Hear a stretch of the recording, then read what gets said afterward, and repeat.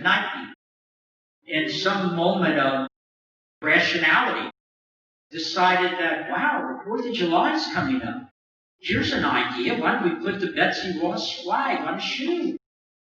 A lot of people will want to buy it. It's a patriotic thing. So that's what they decided to do. I was a little surprised when I heard about the decision. But then, shortly after that well-known intellect, world-famous historian Colin Kaepernick, the spokesman for Nike, called and said, that Betsy Ross flag, that's a symbol of slavery. What? Nike folded like a cheap suit. Increasingly, not only are U.S. corporations unwilling, particularly multinational corporations, to stand for American values, many of them have become very effective lobbyists for Communist China, which is where I began my remarks. And negotiations on trade are going on right now. We don't know the details yet. I don't know what the outcome is going to be, but I can tell you this, whatever the outcome is, it would have been a better outcome if it was not for the pressure from the American business community. Over the last couple of years, when China's delegation would come to the United States to negotiate, they wouldn't fly into Washington, D.C. first. They would fly into New York. They would meet with the titans on Wall Street, and they would turn the screws on. We're investing in China. We've been allowing you to do that. This is not a blank check. You better start speaking up for us. I can't tell you. The president will never tell you how many top corporate chieftains have called him and urged him to back off on all the pressure on China. 25, 30 years ago, there was a big debate in this country on giving China most favored nation trading status. Every year, the debate came up in the United States Congress. It was a huge battle. On one side of that debate, there were a lot of, in many cases, very good people that argued that if we would just make China more capitalist, they would become more free. That trade with China would change China. There was another group in that debate, and I am proud today to say that I was one of the leaders of the other side of that debate. I was president then of the Family Research Council, and I got us right in the middle of that debate. And I said, and others like me said, trade with China was much more likely to change us than it was to change China. When I say there were good people on both sides, I'm hesitant to tell you this because it's probably going to make you think less of me. I participated in a debate where the other team that I was debating against was William F. Buckley, Henry Kissinger, Senator Trent Lott, and at that time the president of AT&T. And on my side, now hold on, was then Governor Brown of California. This is what I'm going to get booed probably. And Ariana Huffington, who were arguing the same thing I was arguing, that you can't make communists into something they're not by trading with them. But eventually, in 2001, China was admitted to the World Trade Organization, and that meant there would never be another vote in the United States Congress on whether we wanted to continue this trade relationship with China. So once they were in the World Trade Organization, people in the business community began making their adjustments. And it didn't take long over the next couple of years with the process accelerating. 60,000, not 6,000, 60,000 American factories closed. And working class Americans watched their jobs head to Mexico and China. And they watched factories spring up all over China. And all during the decades that followed, while this was going on, Washington, D.C. got richer and richer. You can go down to K Street, which is the big lobbying street, and you will find lobbying firm after lobbying firm that has as one of its clients the People's Republic of China. In all the years of the Cold War with the Soviet Union, I'm not aware of one lobbying firm that ever thought it would be okay to represent the Soviet Union. But now there's money to be made. Big money to be made. And there's people that drive a Mercedes home, and every night after doing a great job for the commissars in Beijing. Reminded of what Lenin once said, first communist leader of the Soviet Union: we will sell the capitalists the rope we will eventually use to hang them. We have seen no limit to what some crony capitalists will do to keep pocketing communist cash. We have seen great American companies, Marriott, Delta, not only Nike, but Vons, the other shoe company, Kentucky Fried Chicken, for crying out loud. I grew up in Kentucky.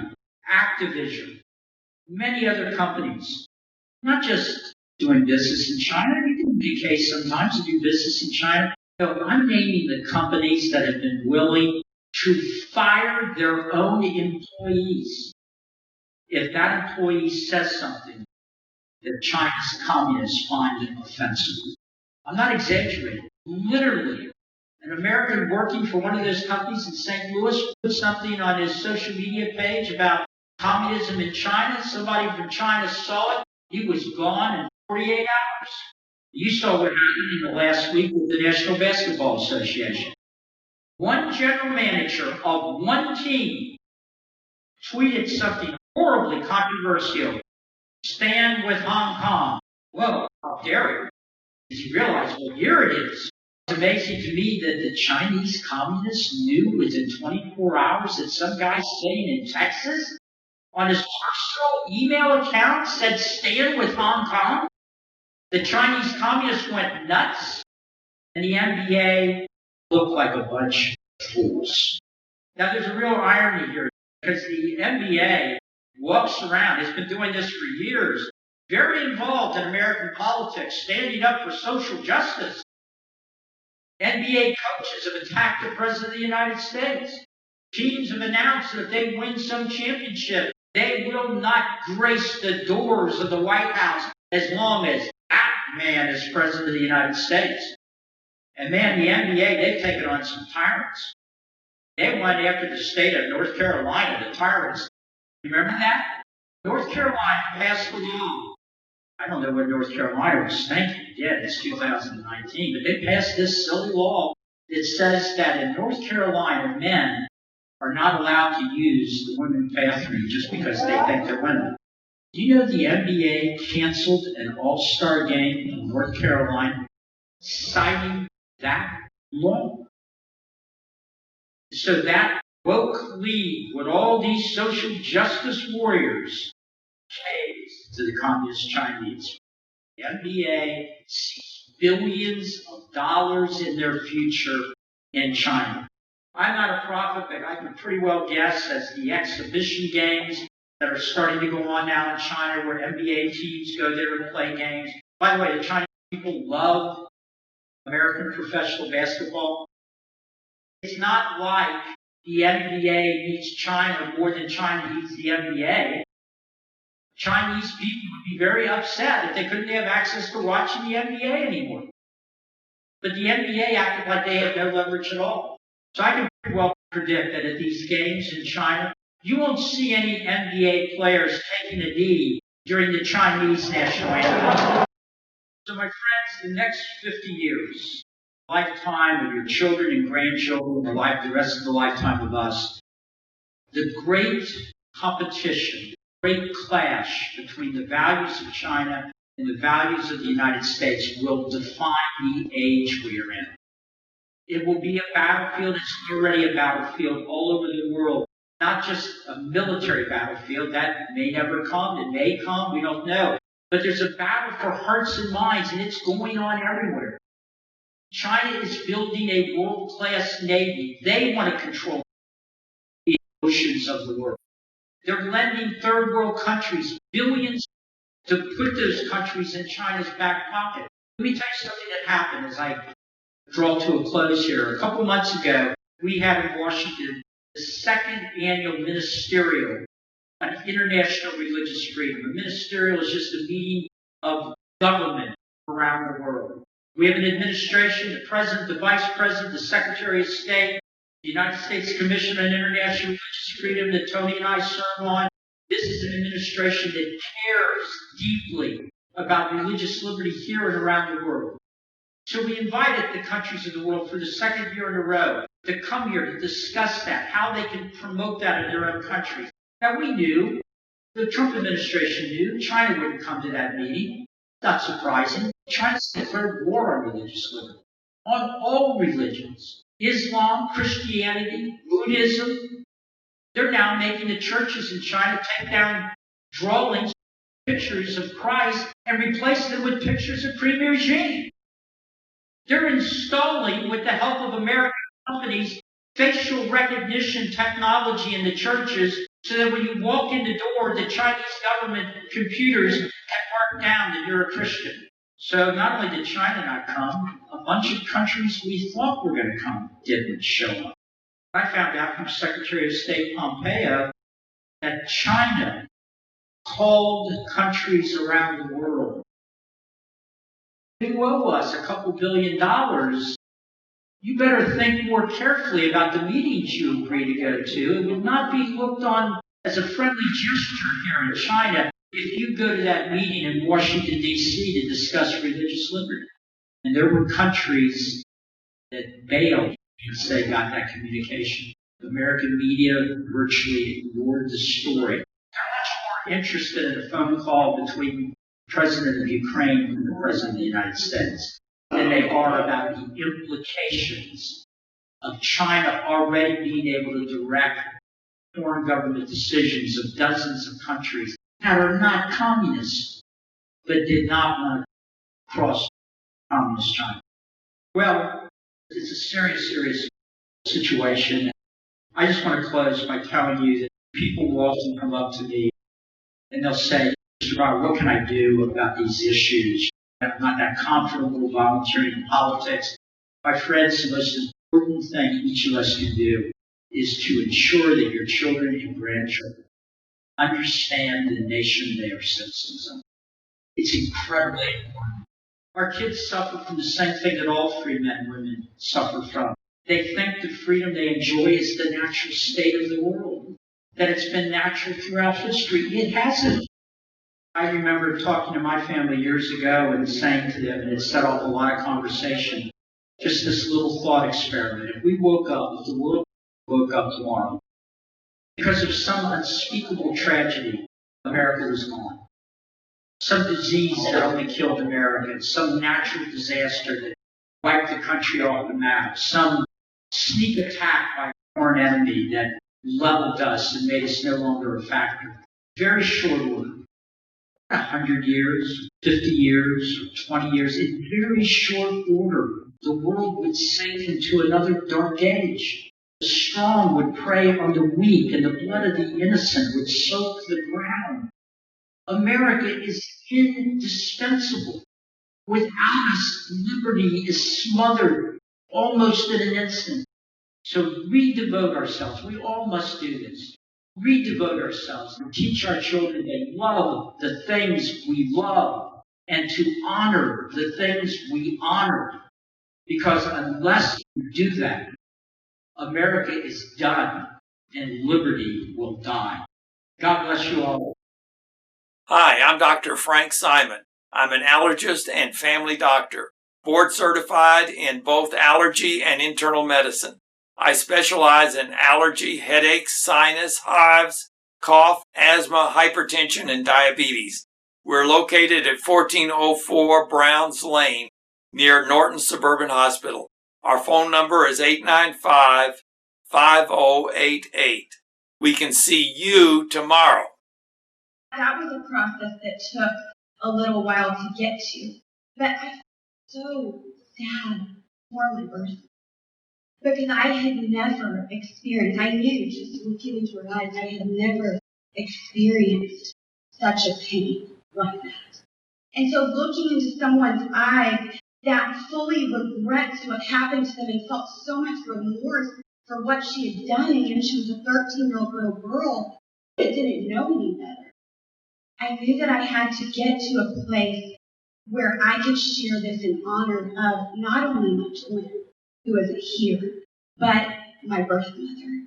And so I think God gave us these stories, or me this story, because He knew what he could do through my vulnerability, through my pain, through my birth mother's pain, and through the absence of my twin. Because I could be living a very different life right now. I could have my twin sitting next to me, but I don't. But that's okay, because I know God has an incredible purpose for my life and for my twin. Ultimately, as Christians, we're called to do two things. We're called to love God and love our neighbor. We're called to love our Creator and love the person who's created in your Creator. And in the sermon ever preached, hands down, Jesus says, "You are the light of the world. The city set on a hill cannot be hidden. Nor does anybody light a lamp and put it under a basket. Stand, gives light to all who are in the house. In the same way, let your light shine before others, so they may see your good works and give glory to your Father who is in heaven." And so as I consider why I speak, why I share, it's ultimately to bring glory to my Creator, to encourage, to exhort followers of Jesus Christ to give glory to their Creator, to speak up for those who can't speak for themselves. James calls us to care for the orphan and widow in their affliction. And so my exhortation always to those who follow Christ is to obey the commands he's given us. Love your Creator and love your neighbor. We've kind of lost the real definition of love. Love is to oftentimes speak the truth that people don't want to hear. And I think you are sharing love with not only those who might contemplate what happened to you to do the same thing, but you're also loving the nation by helping America choose the right. Listen. My journey's a long one. The short version would be, I knew the moment I found out the truth about my life, I knew God was calling me forward. How could you not, right? I mean, you feel it in your heart, you hear that news, and even though you have to heal and part of you is so fearful of facing the world, I knew God had a plan for me. And so before I came forward publicly, though, I went through this process of looking for my biological parents, trying to obtain my medical records. I love that this was part of God's plan for my life because I did find them. I did obtain my medical records. I do have my medical records that talk about how a saline infusion abortion was done but was not successful. Isn't that interesting? I've gotten to show those to Congress a couple of times. But God, yeah, that's interesting, isn't it? I started speaking publicly around about 2007. And at first thought I was just doing what I knew God had called me to do, right? This was the right thing to do with the gift of life that he gave me. The more I spoke, the more I started to hear from other survivors, and the more I started to hear from women who had had abortions and needed to know that they were loved and forgiven. And so God put me on this path where other people's lives began to intertwine with mine, and I got to be motivated by that, which is so important to me because I gave up my career. I have a master's degree in social work. Gave up that career to follow God in some of these deep, dark places that exist in our world. And now I can't imagine not only being anyone but me, but being here on the stage with the two of them and working with survivors around the world. If you saw me wiping away tears during that video, it's because you all are the first to see some of those faces, to see some of those pictures.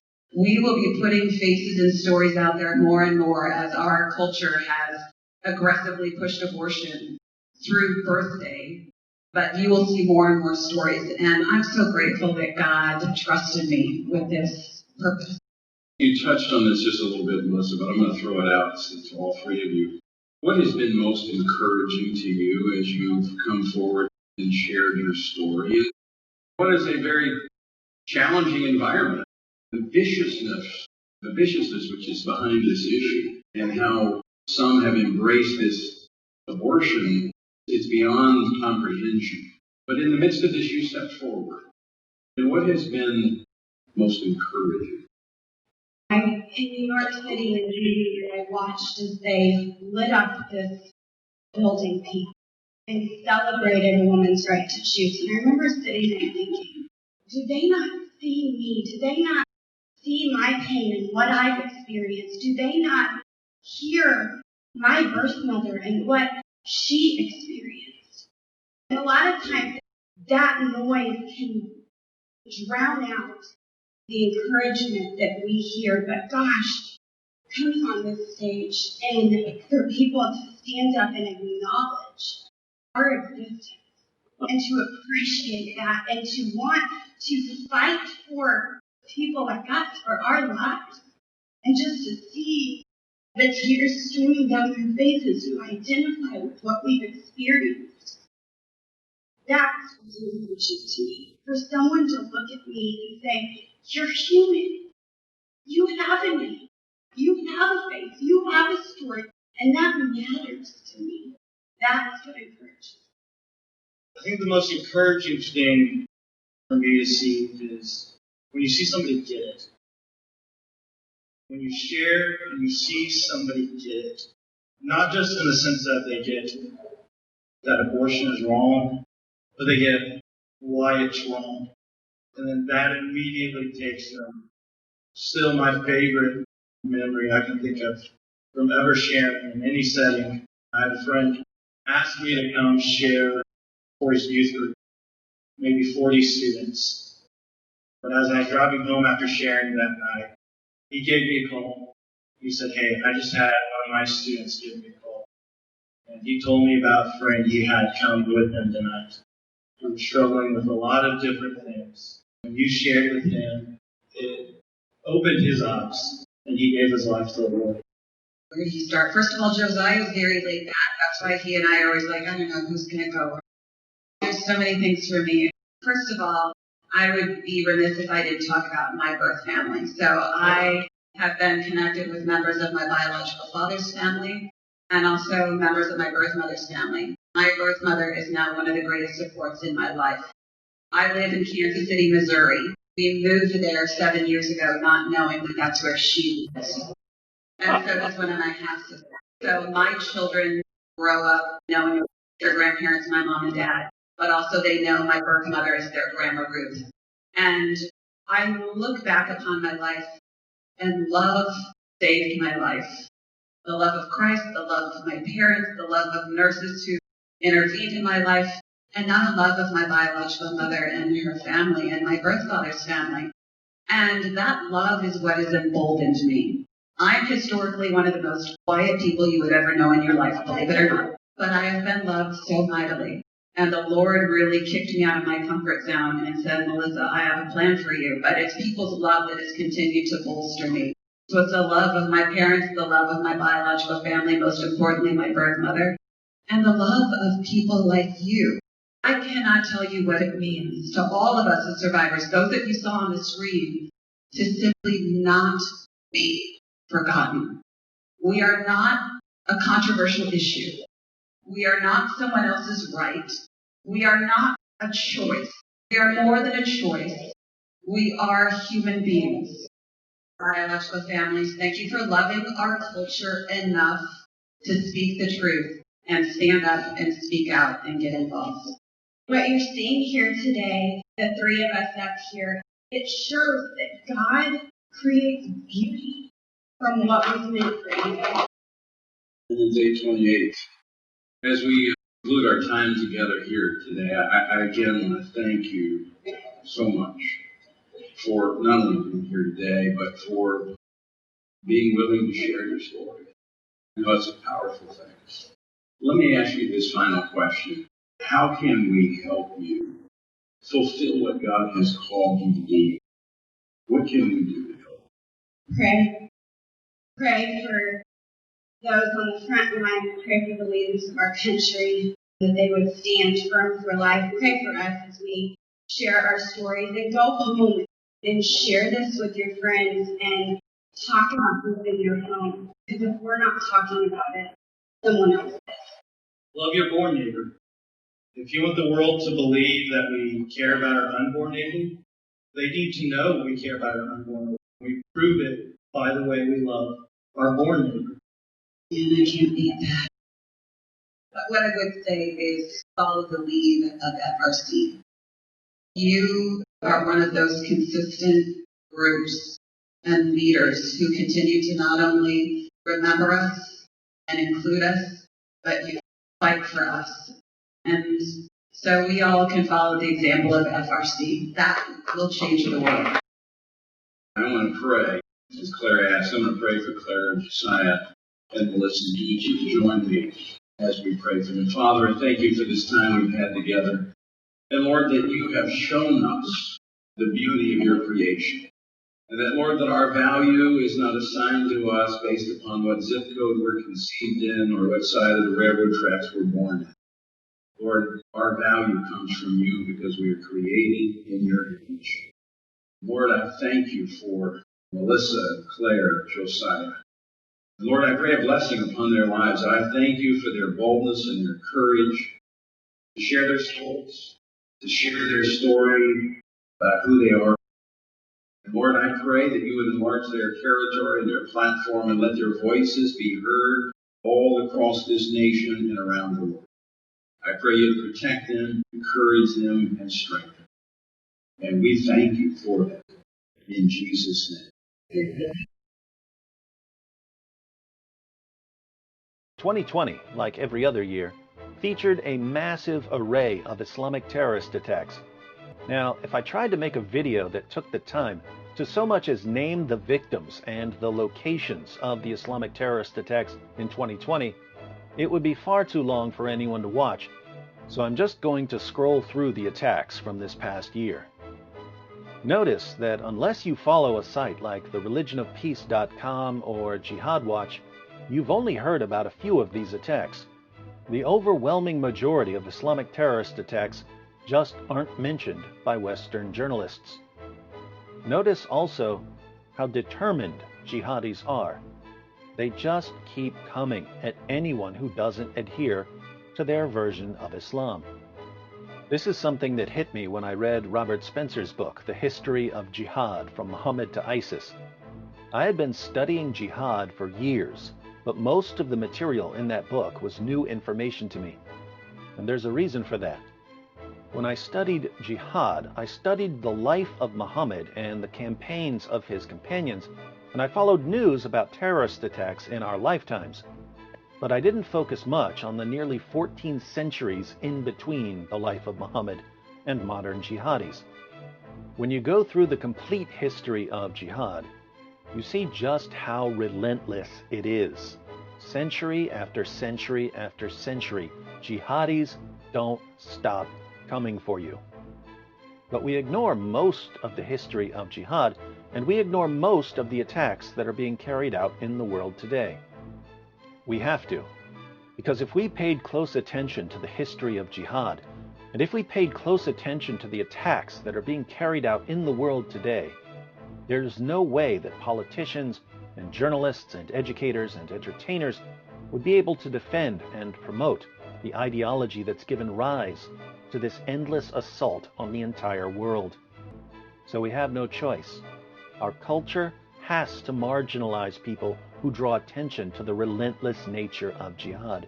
We have to call these people racists